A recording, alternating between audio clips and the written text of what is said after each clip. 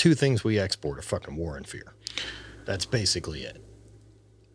And now that, traveling more, and traveling to Africa, into Zimbabwe, going through Johannesburg and doing a lot of flights from Ethiopian airport runs a little bit different than fucking St. Louis. Yeah. Same, yeah. different. Yeah. And so, like, having more of those experiences, right, and seeing other ways the world works and that the world still functions. I just feel like there's this veil that's given to most Americans because they don't internationally travel, that everywhere is fucked. Oh, except 100%. Here. Yeah. Yeah. 100%. This is the only way it's ever done. Like, even simple stuff for me is like seeing water towers in other countries, and you realize they're a different structure. Yeah. And it's because they figured out water towers too. They didn't copy us. Or the fact that it's been around. That's exactly probably right. A bit that of longer. course that there's not just one way to build water towers that's Yeah. the best. There's different manufacturers and you can do whatever it is. I get lost on some things. No, I understand. It's just for me, I always think about it too. It's like the same thing, but I think about it. Well, they were here before. So of course this is, but like putting that context into somebody who, and I read some crazy stat about like most people, not just Americans, but Americans, I think they have it down to like a certain mileage, don't leave outside of their hometown, like 30 miles outside of their hometown. And it's some like overwhelming percentage of Americans. And so when you start putting it in that perspective and you go, well, like this is the world and this is what it's like. And then why can't you see this? Because they can't.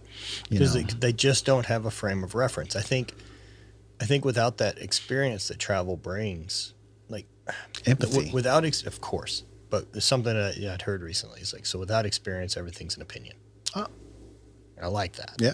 And so, not seeing the way these other places live and not traveling outside of your comfort zone, like it does make a huge difference. And like I've talked about it quite a bit, but it's how I think about my dad, and I think about like who his 6 closest friends were. And you're talking about just one generation ago. Yeah. And it's not to any fault of his own, but it's to the advantage now of how open we have been. Like the fact that you and I can be friends and get to hang out and should have never crossed physical paths. Like we weren't going to bump into each other without the internet. That's 100% true. Any of these other number of people. And so I've got this incredible resource of humans that have such different experience in life than I do, that it can make me think about my perspective and maybe go, maybe it's not like that every way, or it doesn't have to be this thought.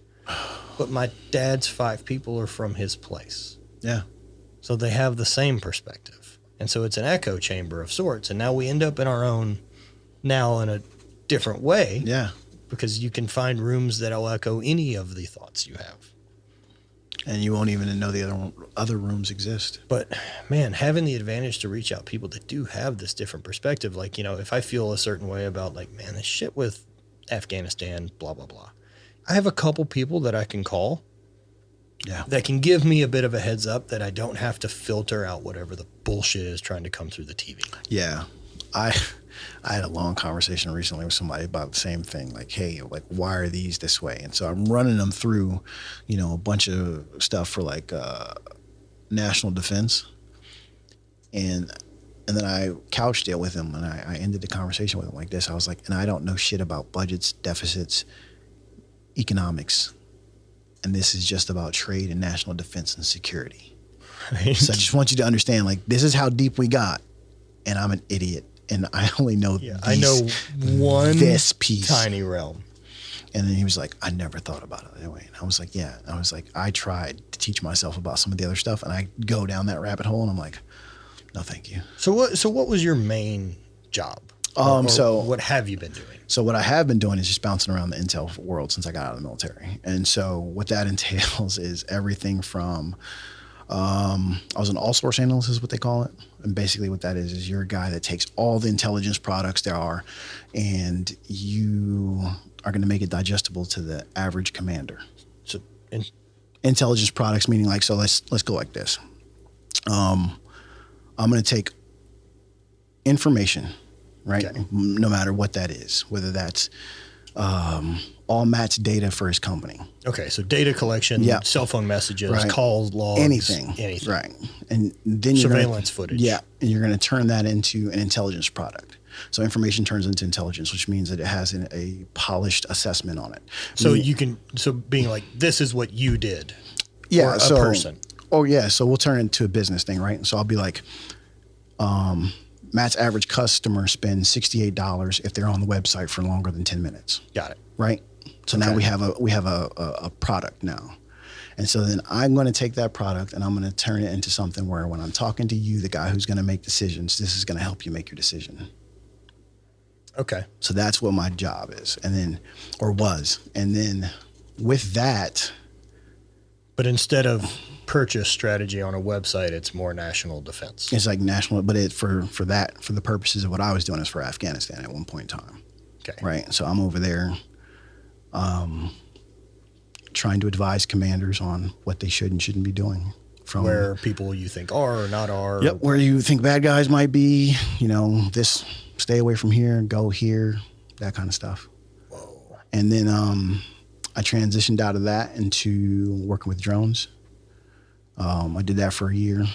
I liked it, but COVID hit. So flying and doing... No. So basically the strategist. So Okay. You're the guy that comes up with the plan that says, hey, this guy's going to fly here for 6 hours. He's going to look at this. We're going to do this. That's it. And you're putting together what's called an intelligence plan, but just, yeah. Tracking movement. Yep, tracking movement. I'm going to know when everything's flying, when it's coming down, how long it's going to be up. Okay. Yeah. And then my last gig was basically as a glorified consultant for all of that entire jobs. world. So yeah. Have you been doing it still? Are you still through military or you've done it contract? No, so contracting for the military, for DOD, right? So, but you're not enlisted. Nope, not enlisted. Okay. I'm a complete civilian in that sense. But so I worked for SOCOM for the last 4 years, just various aspects of them, and then. Like I said, now we'll see. Transitioning probably to still working for them, but CONUS or in the U.S. Okay. I think my days of deploying are done. We'll see. I haven't made a firm decision, but I'm 90. We're in the 90th percentile. Like that, I'm not going back overseas. Yeah. It's just not worth it. And then like with building Warpath, like. The more I'm here, the more I can promote, the better I can promote. It's one thing to do a podcast via Zoom. It's tough. From Iraq. I did several, but of course. But I mean. They just never going to work the same as you being able to be, like, you're now depending on someone else's world to promote yours instead of just building your net. And I'm strictly using, Instagram. I don't have the ability when I'm there to do anything else. I couldn't, if I wanted to, which is it's not in the cards right now, like to do a vlog. I couldn't do that. No, you can't. I couldn't do, you know what I mean? Here's me at the gym. Here's me in the place I can't show you. Right. Good night. Right. Like it's not terribly exciting or introspective. Exactly. So being here, being able to go see, guys like you try and create these other pieces of content and finish the book and do all this other stuff has been. It's the move that I'm making. Well, dude, I think it's great because there's lots of guys out there telling their story and telling how to figure that path out of the military.